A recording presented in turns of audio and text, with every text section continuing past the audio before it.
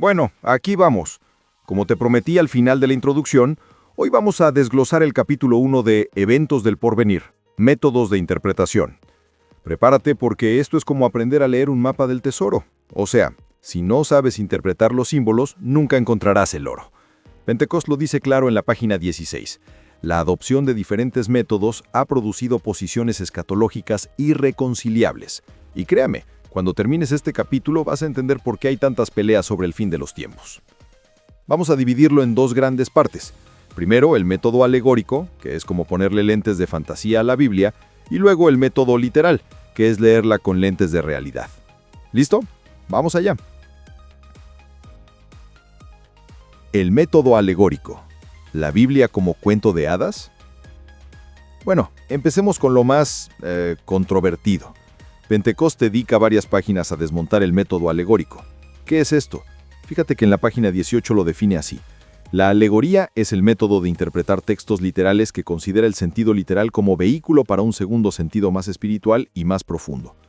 O sea, que cuando lees Israel será restaurado, un alegorista dirá, no se refiere al Israel físico, sino a la iglesia. Uy, ¿te das cuenta del problema? Definición del método alegórico. Mira, Pentecost explica que esto no es nuevo. De hecho, cita a Angus y Green en la página 18.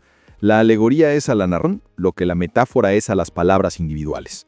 O sea que toma una historia real como la de Abraham y la convierte en un símbolo abstracto.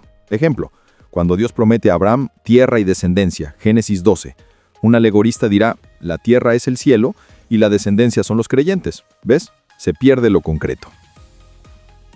Peligros del método alegórico. Aquí es donde Pentecost se pone intenso. Él lista 3 peligros gigantescos en las páginas 18 y 19. 1. No interpreta la escritura, la inventa. Fíjate que cita a Terry en la página 18. Su práctica es hacer caso omiso del significado común de las palabras y dar lugar a toda suerte de especulación de la fantasía. O sea que, en vez de preguntar ¿qué dijo Dios?, preguntamos ¿qué me gustaría que dijera? ¡Qué peligroso! Como dice Jerónimo, citado en página 18, corrompemos el significado de la escritura para adaptarlo a nuestra voluntad. 2. La autoridad deja de ser la Biblia y pasa a ser el intérprete. Mira, esto es grave. Pentecost advierte, la interpretación podría ser torcida por las posiciones doctrinales del intérprete, por la autoridad de la iglesia, o sea que si tu iglesia dice Israel no cuenta, tú espiritualizas las profecías, pero eso no es lo que dice la Biblia. 3. No hay forma de probar si estás en lo cierto. Fíjate que en la página 19 Ram lo dice claro. Declarar que el significado principal de la Biblia es un segundo sentido es abrir la puerta a la especulación casi incontrolable. O sea que si yo digo la bestia de Apocalipsis es Napoleón y tú dices es Hitler, ¿quién tiene razón? Nadie, porque todo es alegórico. C. El uso de la alegoría en el Nuevo Testamento. Bueno, aquí viene la objeción que muchos hacen, pero Pablo usó alegorías. Pentecost lo aborda en las páginas 19 y 20. Fíjate que él dice, en Gálatas 4, 21 al 31, Pablo no está usando un método alegórico de interpretar el Antiguo Testamento, sino explicando una alegoría. ¿Ves la diferencia? Es como si yo te cuento la parábola del hijo pródigo y luego digo, fíjate que el padre representa a Dios. No estoy inventando, estoy explicando lo que ya es una alegoría. Pentecost incluso cita a Farrar en la página 20. La alegoría, aunque usada por San Pablo una vez, es desconocida por los otros apóstoles y jamás fue autorizada por Cristo. O sea que ni Jesús ni los discípulos usaron este método para interpretar profecías. ¿Qué dato? El método literal. Leer la Biblia como Dios la escribió. Bueno, ahora vamos a lo bueno.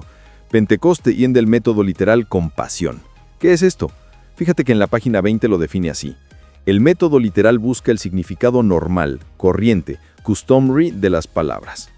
O sea que cuando lees Jerusalén, piensas en la ciudad de Jerusalén, no en la iglesia. Suena lógico, ¿no? Definición del método literal. Mira, Pentecost aclara algo importante. Literal no significa ignorar el lenguaje figurado. O sea que cuando Jesús dice yo soy la puerta, nadie piensa que es una puerta de madera. Eso sería tonto. El método literal reconoce que hay metáforas, pero busca el significado intencional del autor. como dice en la página 20, reconoce figuras retóricas, pero no las convierte en alegorías inventadas.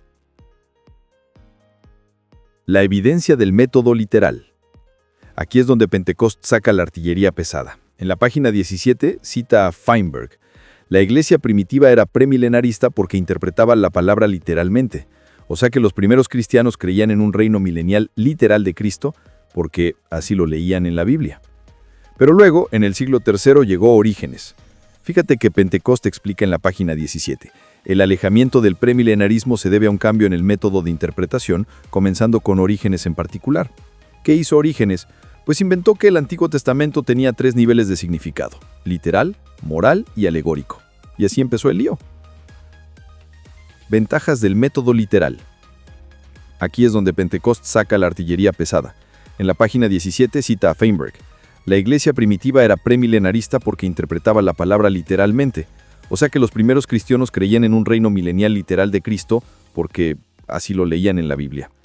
Pero luego, en el siglo III, llegó Orígenes. Fíjate que Pentecost explica en la página 17. El alejamiento del premilenarismo se debe a un cambio en el método de interpretación, comenzando con Orígenes en particular. ¿Qué hizo Orígenes?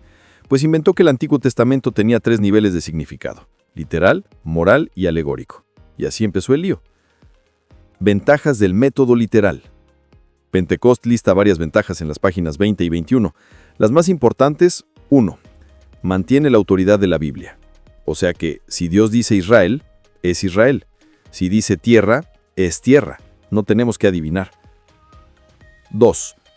Permite ver el cumplimiento de las profecías. Fíjate que en la página 21 Pentecost da un ejemplo clave. La profecía de Isaías 7:14 sobre la Virgen que concebiría. Si se interpreta literalmente, se cumple en María. Si se alegoriza, pierde su poder predictivo. 3. Es coherente como interpretamos cualquier libro. Mira, esto es obvio. Si lees un contrato, ¿lo interpretas literalmente?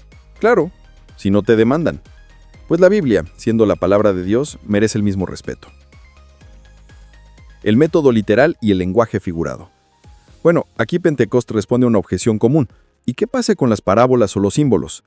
En la página 20 explica: el método literal reconoce que hay lenguaje figurado, pero busca su significado real, no una alegoría inventada.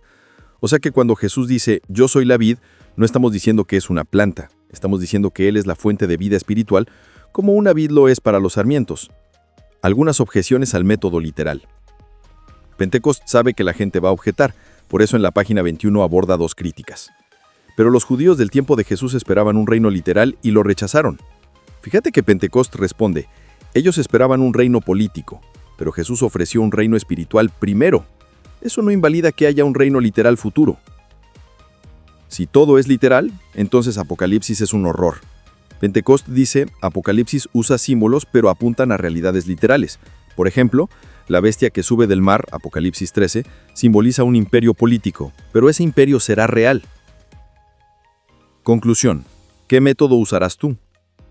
Bueno, ya llegamos al final del capítulo, y Pentecost deja algo muy claro en la página 21.